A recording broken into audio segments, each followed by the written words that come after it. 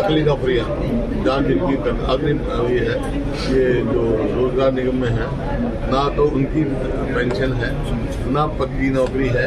ठेके काम हमने तो ठेके बंद करे थे, सरकारी पक्की नौकरी दे रहे थे, तो सरकार को ठेकेदार बन रही है, ना रिजर्वेशन है वहाँ, सबको मालूम है। तो 2 लाख पक्के पद खाली है। और इसी वास्ते आप देख रहे हो कि तरफ स्कूल बंद कर दिए पूरे हरियाणा में। परिस्थिति ऐसी हो गई, स्कूल में चले जाओ तो मास्टर नहीं, अस्पताल में चले जाओ तो डॉक्टर नहीं, दफ्तर में चले जाओ तो कर्मचारी नहीं। इसका विजन क्या है सर? 200 सीटों पर आप जीतने का दावा कर रहे हैं, क्या विजन लेकर के क्या चल रहे हैं? जो हमारा मैनिफेस्टो है, हमारा इतिहास है, हमने आज़ादी की लड़ाई लड़ी है, देश को विकास किया है। हरियाणा प्रति व्यक्ति आय में, प्रति व्यक्ति निवेश में, नौकरी देने में, कानून व्यवस्था में, खेल खिलाड़ी में नंबर 1 था। आज किस चीज़ में है? आज बेरोजगारी में नंबर, मेरे आंकड़े नहीं है, ये प्लानिंग कमीशन के आंकड़े हैं। बेरोजगारी में नंबर 1 है। अपराध में देश के ऊपरले 2-3 प्रदेशों में से एक है। और इस प्रकार महंगाई में सबके ऊपर है।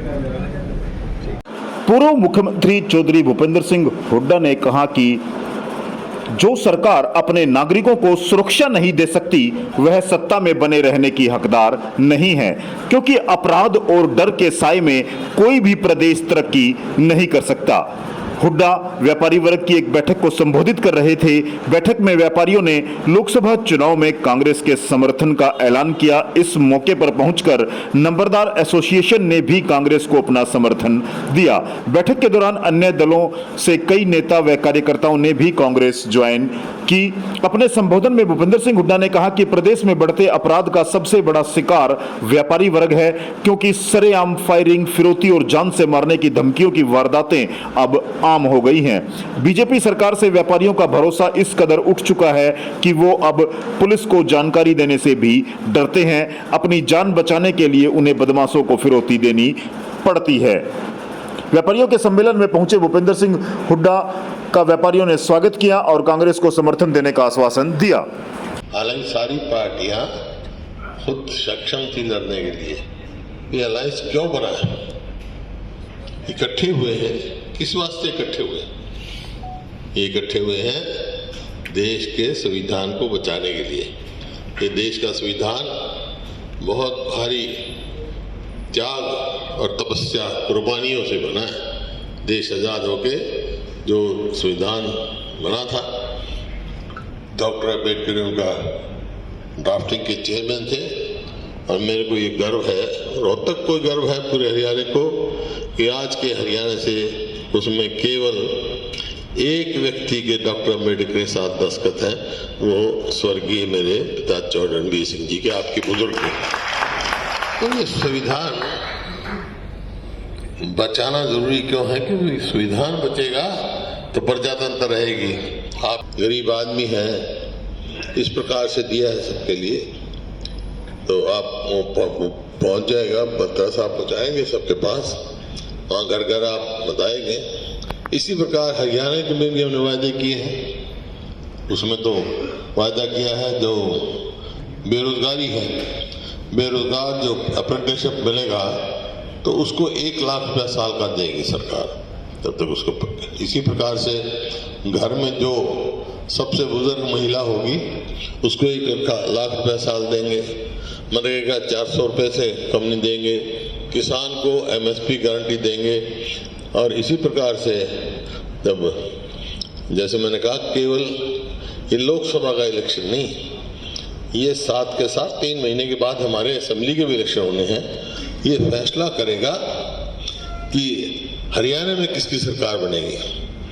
और मैं सारे हरियाणा में घूमा हूँ, उसके आधार पर कह सकता हूँ 36 बिरादरी मन मना चुकी है कि हरियाणा में कांग्रेस की सरकार बनेगी। क्यों? क्योंकि वो हरियाणा, मेरा हरियाणा 2014 में जो प्रति व्यक्ति आय में, प्रति व्यक्ति निवेश में, कानून व्यवस्था में, नौकरी देने में, खेल और खिलाड़ियों में हरियाणा पूरे देश में नंबर 1 था। आज किस चीज में नंबर 1 है? 10 साल के बाद आज अपना हरियाणा बेरोजगारी में नंबर 1 है, महंगाई में, अपराध में। आपने देखा किस प्रकार से अपराध हो रहे हैं, किस प्रकार से रोज मतलब दहशत की जिंदगी लोग जी रहे हैं। मैं रेलवे रोड पे गया था किसी दिन, सुबह सुबह 2 दुकानें गिरा दी गई 3:30 बजे। भाई कानूनी कार्रवाई करवाओ, आप कोर्ट में केस है, किसी की बात है, जायज ना जायज वहां देखो। 3:30 बजे किसी गरीब आदमी की दुकान गिराने, लेकिन मूक दर्शक बनी हुई है सरकार, हर जगह ही हो रही है।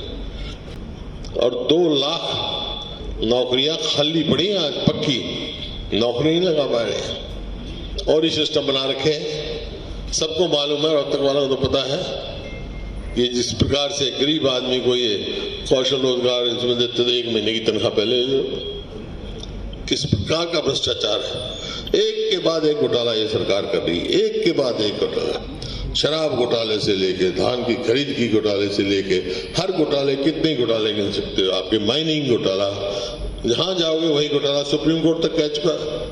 माइनिंग घोटाला कितना भारी है, कोई भी भ्रष्टाचार और घोटाले से भरपूर सरकार ही है, ये आपके सामने है। तो भाई अगर यहाँ से लोकसभा में से आप, क्योंकि जो रोहतक जो है कि लोकसभा का चुनाव जो है पूरे प्रदेश को मार्गदर्शक देता है। 91 में मेरे को बनाया आपने, उस समय मैंने कहा था कि भाई चंडीगढ़ जाना है पर लेकिन वहाँ दिल्ली जाना है, तो वहाँ कोई भी होगी शक्ति वो आए दिल्ली जाएंगे, आपका नुमाइंदा दिल्ली में बैठा हुआ, तभी आगे कार्रवाई हो सकती है।